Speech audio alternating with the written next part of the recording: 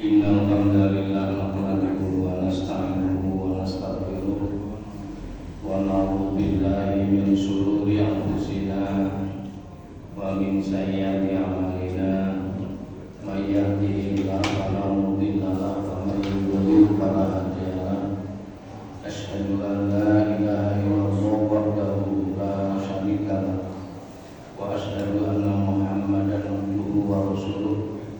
Allahumma sholli ala Muhammad wa ala alihi wa sahbihi ajma'in. Kita awali dengan basmalah. Bismillahirrahmanirrahim. Kita tetap wajib bersyukur pada Allah. Hari ini tanggal 15 Dzulqa'dah namanya. Ini Ashurul Hajj, musim haji ini ya.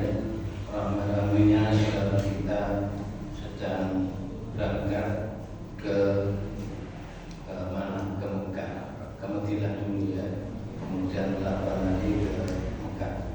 Begitu selanjutnya. Shalawat salam kita sampaikan kepada Rasulullah Muhammad sallallahu alaihi wasallam yang telah memimpin kita lewat Islam, satu-satunya way of life kita. Satu-satunya cara hidup harus lewat Islam, sebab selain Islam akan sia-sia. Jamaah sekalian, perjalanan kita ada berapa kemarin yang pernah kita singgung. Perjalanan kita itu 14 lokasi kalau di dunia. Saya ulang kembali. Pertama adalah alam ruh, yang kedua alam rahim, yang ketiga alam dunia. Nah sekarang ini kita di mana? Di dunia. Nanti sebentar lagi akan pindah lagi ke alam kubur, alam barzakh, lalu kehancuran dunia yang kelima, kehancuran dunia yang keenam, kita dibangkitkan dari alam kubur, ketujuh berkumpul di padang mahsyar, kedelapan syafaat, kesembilan menerima catatan amal masing-masing, kesembilan yaumul hisab, ke-11 yaumul mizan, ke-12 al-haud, telaga. Nanti orang-orang beriman akan ketemu Rasul di mana? Di telaga. Kalau sudah siapa saja yang bisa minum telaga Rasul, maka otomatis orang itu ahli surga. Lalu dia ke Sirat, yang ke-13 Sirat, jembatan menuju surga. Jembatannya sangat kecil tapi harus larinya cepat. Kalau tidak cepat akan jatuh. 14 ya. Sekarang saya teruskan yang ke-6. Meskipun ada yang kami singgung, bagaimanapun kita menyinggung di kiri kanan itu karena perlu untuk hubungan atau korelasi dengan yang kita terangkan. Sekarang nomor 6 adalah bangun dari alam kubur. Tapi masih lama, jangan khawatir ya. Jesu kiamat itu berarti itu masih ribuan tahun. Nah, cuma kita kan agama kan harus tahu jalan kita nanti ke sana ya sebagaimana jenengan di dunia nyelempet apa mana yang boleh utang-utangan ya itulah kehidupan. Nah sekarang ketika hari kiamat datang, yang ini telah kami singgung sebagian ya. Ketika sudah ayat idza zulzilatil ardu zilzalah sudah berjalan, bumi ini joget dengan kerasnya, seluruh bumi tanpa kecuali.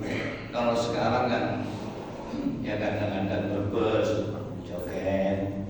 Dulu tahun berapa itu Aceh joget, ada sebagian. Nanti seluruh bumi yang kita tempati joget, apalagi orangnya ya tambah kaisar joget. Ya ndase kebentuk sak kancane. Itulah namanya idza zulzilatil ardu zilzala. Ketika bumi digoncang dengan goncangan yang hebat. Wa akhrajatil ardu athqalaha, dan bumi akan mengeluarkan apa yang ada di dalam bumi itu. Di kerak bumi itu apa keluar kabeh. Nah, sekarang diberi contoh itu lumpur lapindo itu kan contoh saja. Atau yang lain tempat-tempat lain ada. Nah, kalau di Arab Saudi di tengah-tengah ada api keluar itu. Di padang pasir itu ada api yang keluar. Itu isi bumi nanti akan keluar itu. Wa akhrajatil ardu asqalaha. Nah, manusia tinggal ngomong tak. Wa qala linsanu mana ngomong manusia ono apa sih kaya ngene berarti suruh gunanya gak enak cok ngene dan seterusnya. Ya. Sama sekalian, ketika sudah hancur bumi, kita bangun dari alam barzakh namanya. Sebelum berangkat ke padang mahsyar, ini harus kita teliti dan kita pahami. Sebelum kita berangkat menuju padang mahsyar, terminal induk akhirat, kita ditanya dulu 4 perkara. Ini 4 perkara ini harus kita pahami sama-sama. Kita ditanya 4 perkara. La tazalu qadama abdin hatta yus'ala an arba'in. Sebelum orang itu melangkahkan kakinya menuju terminal tadi, menuju akhirat yang lebih jauh lagi, ditanya dulu 4 perkara.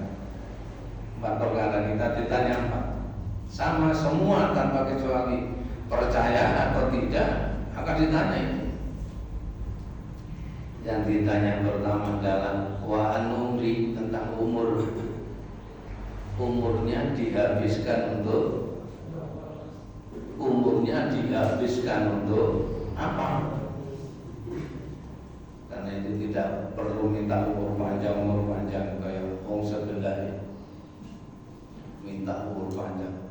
Kalau dituduh umur panjang kau bilang keblok-keblok, padahal kita belum lahir dulu telah ditetapkan umur kita di alam rahim kan. Yuktabu bi arba'i kalimatin, termasuk umur kita. Jadi kita masih di perut ibu kita dulu sudah ditetapkan umurmu nanti sekian. Nah, contoh saja dunia ini kan terbagi 3. Adam sampai Musa di atas 500 tahun. Bisa kita lihat dalam satu ayat surat Al-Ankabut 14 itu. Nabi Nuh kan umurnya 1000 kurang berapa itu? Kurang 50. Surat apa?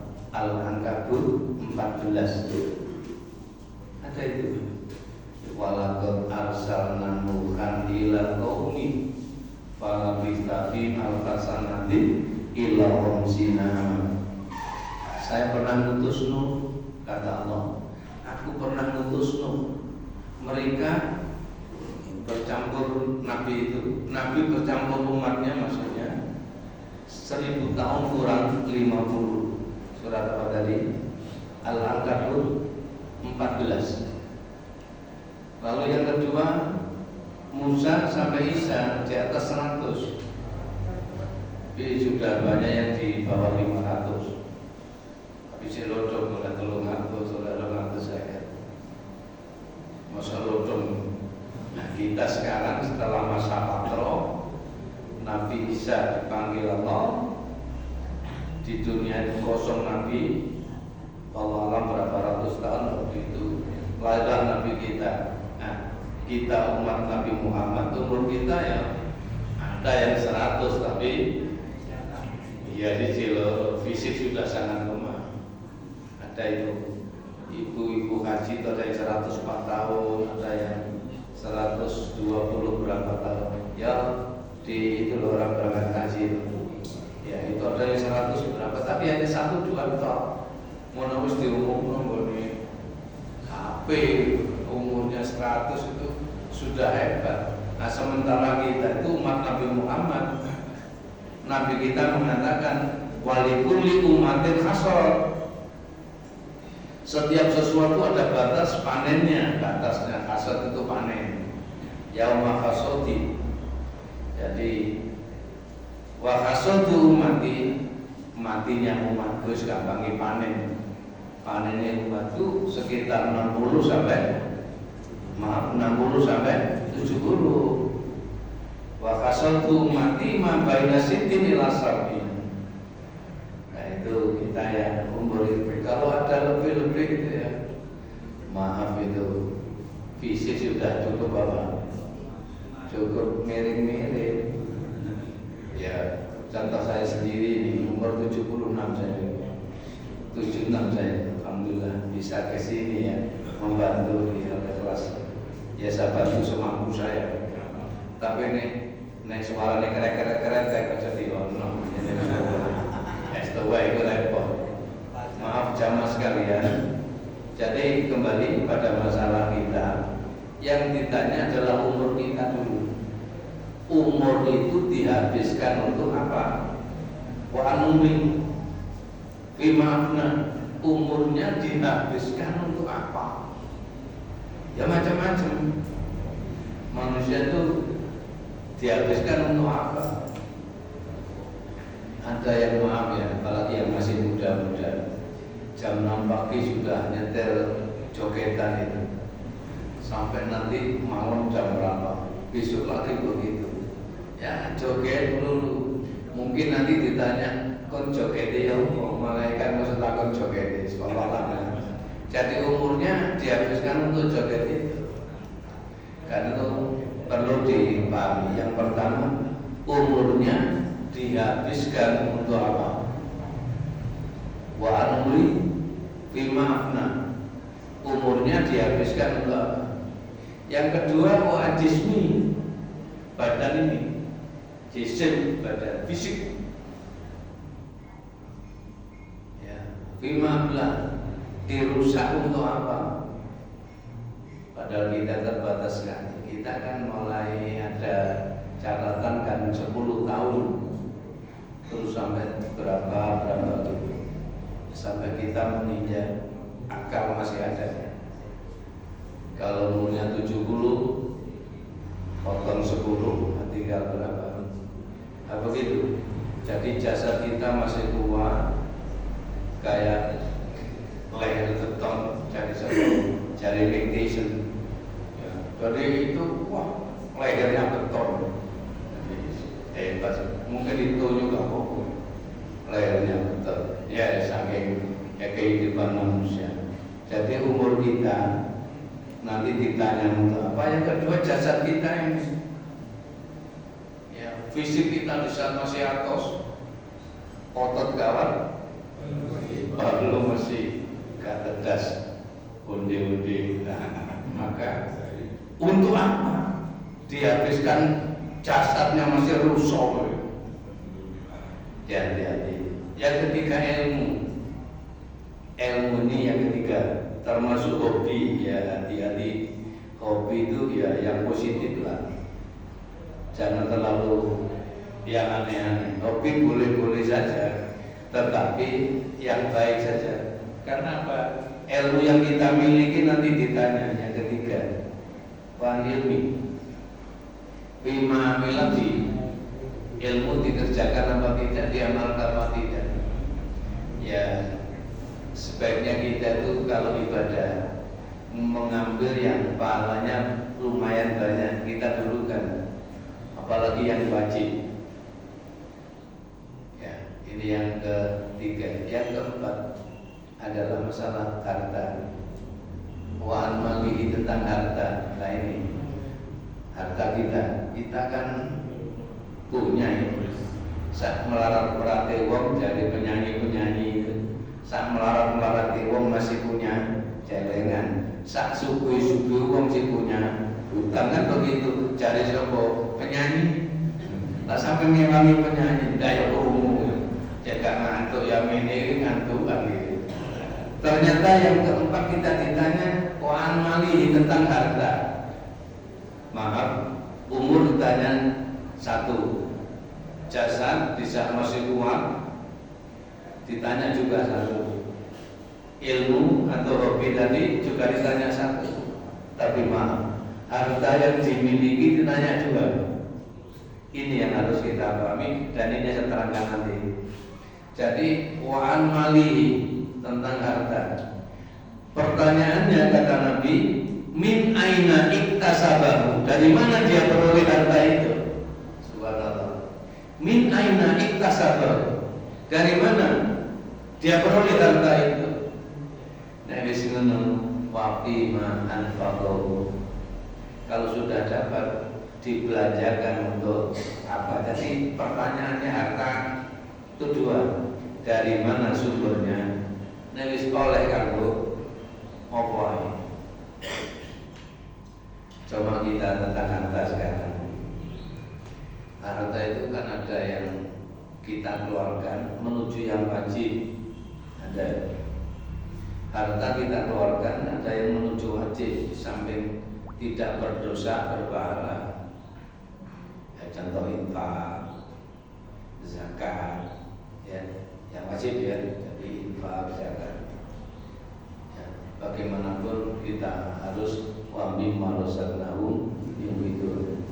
Sehingga tolong yang menjadi takmir masjid, takmir mushola, kalau bangun jangan minta di jalan-jalan.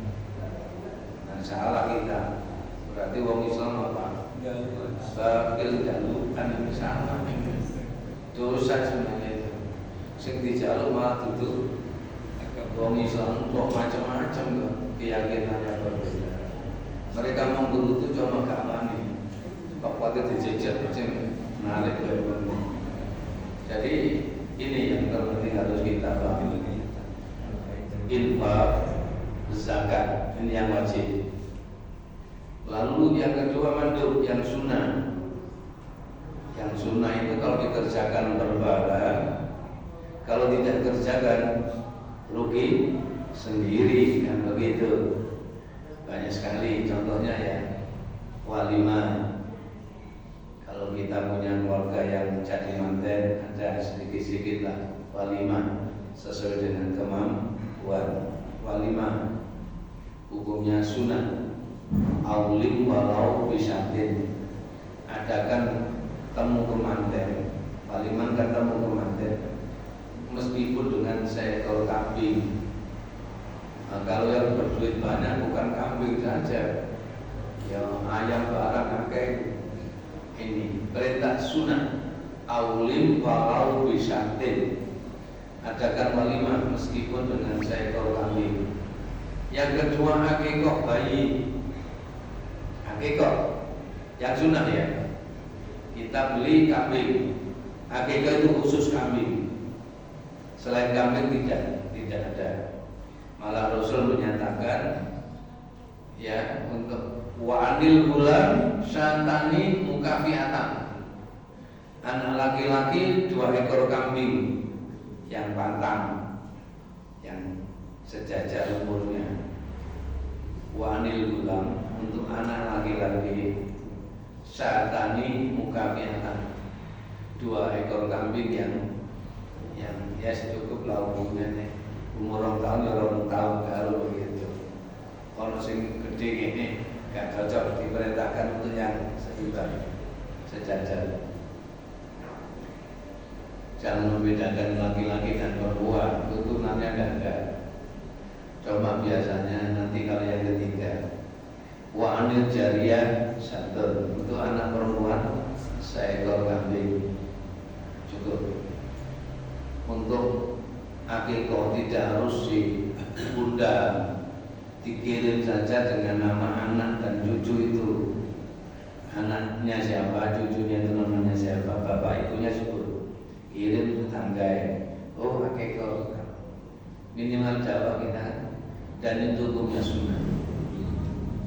Ulang tadi sudah kita terangkan, kata Nabi untuk akikah akul gulam satani mukafiatan, akikoilah anakmu yang laki-laki 2, wa anil jariyah satun, untuk yang perempuan seekor saja. Hukumnya sunnah, boleh membuka. Pernah ada ada jamaah dari Arab yang pernah lama di Trawas itu, sekarang di Jombang itu, lapas diminta untuk mau itu sedikit. Saya tanya, sama undang berapa? Sama undang berapa? 300. Kambingnya berapa? Sama yang hakikat cucu saya perempuan. Cucu kan hanya kambing satu. Karena diundang ke tangan terus sudah cukup. Belum. Maaf ini dia cerita, Masya Allah, anak belah omsa jadi 5 kambing. Kalau no sebelahnya wakai, cek cukup duit tadi dasarnya cukup bumi. Orang ada dalil-dalilan. Anak itu undang semini cek cukup duit dalilnya cukup. Besok tadi dalil-dalil dari menengah, menengah cukup ya. Itulah namanya hukum sunnah itu tidak baku. Jadi boleh. Yang selanjutnya adalah kurban. Nah, sebentar lagi. Demikian juga kurban. Nah, kurban itu juga sama. Hukumnya apa? Sunnah. Jadi kurban itu sunnah, tidak wajib. An-nafru wajibun alaiya. Kata Nabi, nakar-nakar itu kurban wajib bagi saya, untuk kamu, untuk antum tidak wajib. Jadi itu bedanya ya di sini. Kurban itu wajib bagi Rasul, bagi kita tidak. Karena itu tidak boleh terlalu keras dalam masalah itu. Yang penting dagingnya akeh. Umum begini, biasanya kita kan fanatik 7. Kalau seekor sapi harus 7 orang, kaya wajib harus 7 orang. Pada itu hukumnya apa? Sunnah. Kalau jam memang harus seekor unta 7 orang. Jam itu hukumnya wajib. Untuk haji tamattu atau kiraan itu orang-orang haji. Seekor unta, seekor sapi harus 7 orang. Saya waktu haji itu pernah beli kambingnya. Saya dititipi orang sekian. Maaf, 7 ping telu selingkuh 21 orang. Lah waktu itu saya mau menghitung, oleh yang punya kambing dikon laku sih, suruh jalan itu. Oh mas, alamu itu gak bisa ini. Lu kok gak mas? Oh kan marah-marah. Lu wedusnya ini jalan apa ngitungnya lu? Tanggung jawab saya ini wajib ya nek. Kurban gak sepiro kan enteng sunai. Tali roni liyane kan ya bisa. Kalau hukum wajib gak bisa. Akhirnya saya minta batal, saya berikan unta terus lumayan. Saya suruh beli gak iso, datang ini. Saya beli tak tunjukin namanya ini. Terus saya sebutkan. Jadi saya waktu haji itu nyembelih unta 3. Yang waktu ikut saya itu saya suruh minta apa aja dengan segala hati ini ya boleh itu unta 1 untuk 7 orang, seekor sapi untuk 7 orang. Kalau tidak dagingnya ya akeh unta, tapi memang peraturan seperti itu, bukan masalah dagingnya, tapi masalah rohnya yang disembelih itu. Termasuk maaf ini Rasulullah itu kalau nyembelih kambing kan sebelum bismillah wallahu akbar kan hada min Muhammad wa li ahli Muhammad wa li ummati Muhammad. Ya Allah, ini untuk saya ini, untuk Muhammad ini, untuk keluarga saya. Keluarganya ya anak cucunya aja, tidak bisa ke bawah. Tolong Bapak Ibu jangan mengaku keturunan Nabi ya. Batal itu zaman itu. Tidak ada itu setelah Hasan Husain, sudah tidak ada. Karena itu dikehendaki Allah seperti itu. Karena apa? Yang berdoa Allahumma sholli ala Muhammad wa ala ali Muhammad. Lan nek mau Jakarta katut ya apa iki? Ya nek kelakuane apik, lan nek mesti kenemenan kakak katut. Nah itulah contoh. Jadi Hasan Husain saja ke bawah sudah lepas. Tidak boleh orang mengaku keturunan Nabi yang berapa. Ya maaf, sebelah-sebelah itu kadang-kadang pakai ngenan, aneh keturunan yang ke-18 macam-macam. Jangan dipercaya tapi jadi lono. Sama gak diundang kenduren rugi. Jamaah sekalian, kembali pada masalah itu tadi.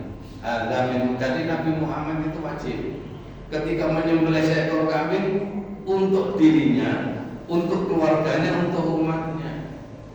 Itu menunjukkan boleh patungan ya dengan itu. Hukum sunnah, jangan terlalu repot. Sekarang saya beri contoh, umpamanya seekor sapi terlalu gemuk. Lah urunannya wis pas 3.000 3.000 kali 7. Tapi sapi ini rada gemuk ndak cukup. Lah wong-wong wis gak mampu, wis 3.000 dang wis beni niate azam 3 jutaan. Duit kurang, lah sing dodol kan yo. Lho ini kafir, Masya Allah, ini bakar ini habis sekali ini, harus ditambah. Terus ada sing nambahin, ya wis aku tak tambahi, tambah 2 juta. Boleh enggak? Boleh, jangan melayu, kok iso tuntunannya itu ya gitu, jangan itu biasa itu hukum itu dipersulit sendiri, hukum sunnah. Terus ono cilik sekarang sapi ini, wis cukup wong 6, ya wong 6 itu cukup. Wong sapi ini kecil, cukup saja wong 6, sing itu nggak bungokno, nggak bungok sana boleh. Atau dia kaya raya, tuku sapi telu dibelah dewe, oleh ndak? Malah boleh. Wong joget kabeh daging akeh. Lah seorang boleh 3 ekor sapi kan lumayan. Paham ya maksud saya? Harus dipahami. Seekor sapi untuk 8 orang ya boleh. Sudah.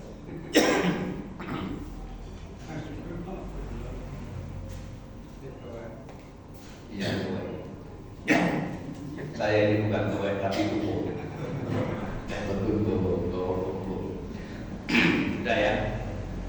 Jadi kalau hukum kurban jangan terlalu keras. Nek kambing sapinya gemuk besar, tidak cukup 7 orang ya 8 orang. Nek sapi ini rada kuru cukup 5 orang ya 5 orang. Saya beri contoh tadi, seorang menyembelih 3 ekor sapi, ya malah boleh. Di sini umpamanya kelas ini beleh loro sampai 8, ya tambah kira.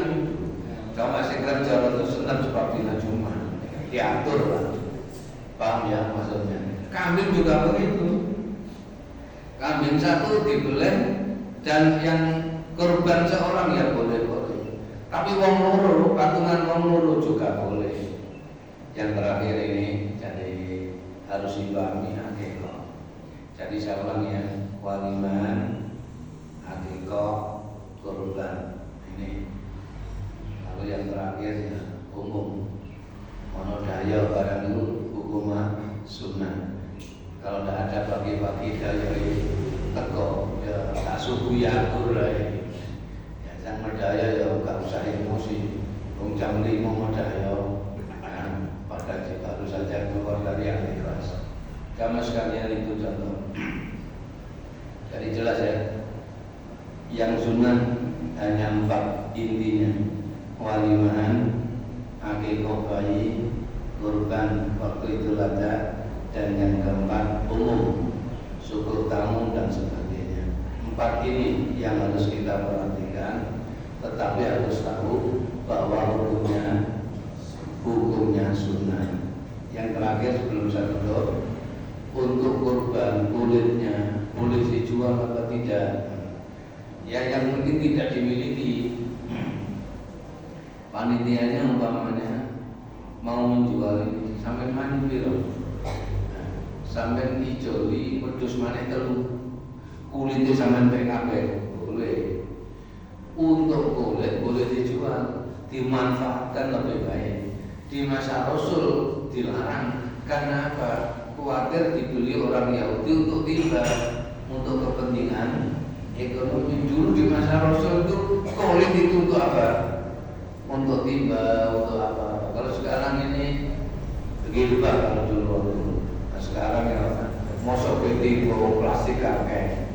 Paham ya maksud kita bahwa dijual untuk dimakan lebih afdol itu tidak apa-apa. Yang penting tidak dimiliki oleh panitia seorang diri, panitia 5. Ya dijual untuk apa, untuk macam-macam, biasanya dilarang gitu. Jangan dijual, dilarang, ini hadisnya. Yang lihat-lihat asbabul wurudnya dulu. Bab kontennya itu urusan muamalah, bukan urusan ibadah. Insyaallah sudah paham semua ya. Ya, insyaallah sudah paham. Bismillahirrahmanirrahim. Allahumma shalli wa sallim wa barik ala Muhammad. Alhamdulillahirabbil alamin. Rabbana ighfir lana wa li walidayna warhamhuma kama rabbayana shaghira. Allahumma arina al-haqqa haqqan warzuqna ittiba'ah wa arina al-batila batila warzuqna ijtinabah. Rabbana atina fid dunya hasanah